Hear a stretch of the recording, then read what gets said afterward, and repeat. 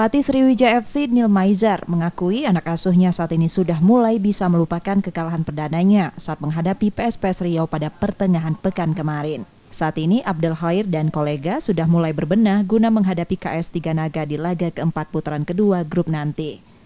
Neil Maizar mengakui kekalahan dari PSPS Riau pertengahan pekan kemarin tidak mempengaruhi psikologis dan mental bertanding anak asuhnya. Ia mengakui Nur Iskandar dan kolega bertekad kembali memperlihatkan karakter permainan Sriwijaya FC yang sesungguhnya saat menghadapi KS Tiga Naga nanti. Ya, sudah dilupakan ya. Contohnya hari ini mereka sudah semangat lagi latihan dan kita berusaha untuk bisa memenangkan pertandingan melawan Tiga Naga dan melawan itu nanti. Ya, itu kan histori ya, sejarah nggak bagus buat kita. Kita kalah dengan 1-0 dengan situasi kondisi yang tidak kita harapkan. Udah down bokeh lah.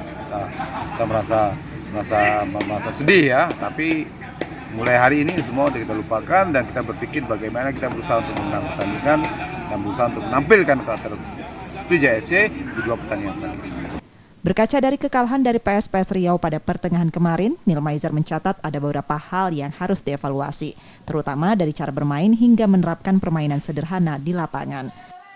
Nur Muhammad, Kompas TV, Palembang, Sumatera Selatan.